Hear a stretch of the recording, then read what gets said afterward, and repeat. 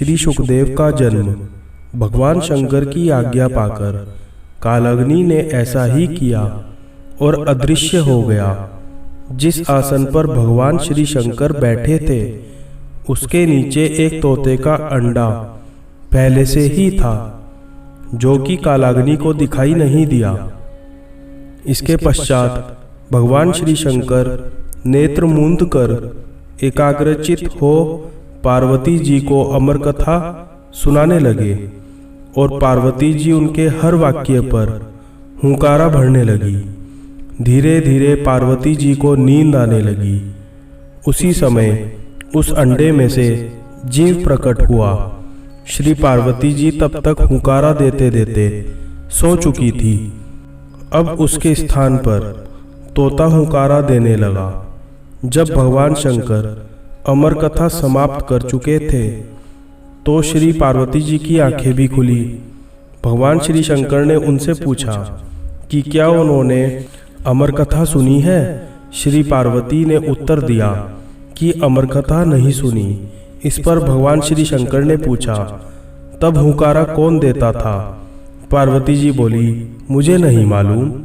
तब भगवान श्री शंकर ने इधर उधर देखा तो उनको एक तोता दिखाई दिया, जो कि उनके देखते ही देखते उड़ गया। भगवान शंकर उठकर पीछे दौड़े। वह तोता उड़ता उड़ता तीनों लोकों में गया, लेकिन उसको कहीं जगह नहीं मिली। श्री व्यासदेव की पत्नी अपने घर के द्वार पर बैठी जम्हाई ले रही थी। बस तोता उनके पेट में चला गया। भगवान श्री शंकर ने कहा, व्यास जी, मेरा चोर आपके घर में है। महर्षि व्यास बोले, प्रभु, हमारे घर में तो कोई चोर नहीं है। भगवान श्री शंकर के कहने पर महर्षि व्यास जी ने अपनी पत्नी से पूछा। उसने उत्तर दिया, ऐसा जान पड़ता है जैसे कि मेरे पेट में कोई पक्षी गया है। महर्षि व्यास जी ने यह बात भगवान श्री शंकर से कही और साथ ही कहा, आपकी जैसी इच्छा हो वैसा कर सकते हैं, लेकिन यह तो आप जानते ही हैं कि स्त्री को मारना पाप है। श्री वेदव्यास की यह बात सुनकर श्री शंकर लौट गए। वह तोता कई वर्षों तक ऋषि पत्नी के पेट में रहा, लेकिन जब ऋषि पत्नी के पेट का कष्ट अधिक बढ़ता गया तो श्री वेदव्यास जी ब्रह्मा जी और उसके पश्चात श्री विष्णु जी के पास गए। फिर तीनों मिलकर भगवान श्री शंकर के पास गए। इसके पश्चात चारों श्री वेदव्यास जी के स्थान पर आए और पक्षी की स्तुति करने लगे। पक्षी जो भगवान श्री शंकर जी से अमर कथा सुनकर चारों वेदों तथा 18 पुराणों का ज्ञानी हो गया था, कहने लगा, अब तक जगत निर्मोही नहीं होगा, तब तक मैं माँ के पेट से बाहर नहीं निकलूंगा। इस पर भगवान विष्णु ने अपनी माया से जगत को निर्मोही कर दिया। इस पर वह तोता बालक रूप होकर माँ के पेट से बाहर आ गया और उसका नाम सुखदेव हुआ। श्री सुखदेव अपने जन्म के साथ ही सबको प्रणाम करके जंगल की ओर चल दिए और फिर भगवान विष्णु ने अपनी माया हटा दी और जगत पुनः मोहयुक्त हो गया। इस पर श्री वेदव्यास जी अपने पुत्र के लिए व्याकुल होकर श्री सुखदेव के पीछे जंगल में दौड़े और उनके पास पहुंचकर उसने घर चलने के लिए कहा।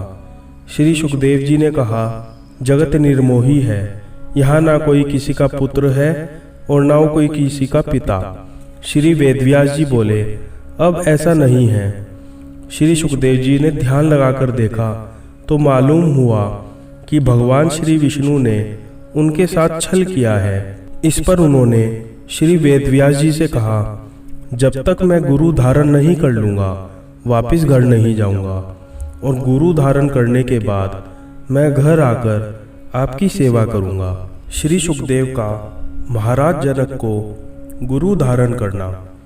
सुखदेव जी फिर इस संसार में गुरु की खोज में इधर उधर घूमने लगे, मगर अपने से बढ़कर ज्ञानी उनको कहीं पर नहीं मिला। इस पर वह श्री वेदव्यास जी की आज्ञा से महाराज जनक के पास गए, लेकिन महाराज जनक के पास कर्म, स्त्री व राजपाट के कारण उनको ग्लानि हुई। लेकिन राजा जनक ने जब उनका यह हाल देखा तो अपनी माया से उन्होंने सारे नगर को भस्म कर डाला। राजभवन भी भस्म होने लगा। लेकिन राजभवन के जलने से महाराज जनक और पत्नी का चित्त चलायमान नहीं हुआ, किंतु श्री सुखदेव जी का चित्त व्याकुल होने लगा। सुखदेव जी को अमर कथा के सुनने तथा अपने अमर हो जाने का अभिमान था। उनकी व्याकुलता को देखकर महाराज जनक बोले, आप क्यों घबरा रहे हैं? आप तो अमर हैं, लेकिन हमारा शरीर अवश्य जलेगा। इस पर भी जब श्री सुखदेव जी की व्याकुलता दूर न हुई तो महाराज जनक ने अपनी माया से अग्नि पुनः शांत कर दी और प्रत्येक वस्तु पूर्ववत हो गई। यह देखकर श्री सुखदेव जी ने महाराज जनक को अपना गुरु बना लिया और उनसे उपदेश लिया। इसके बाद श्री सुखदेव जी नैमिषारण्य गए। वहाँ पर ऋषियों महर्षियों ने उनका बड़ा आदर सत्कार किया।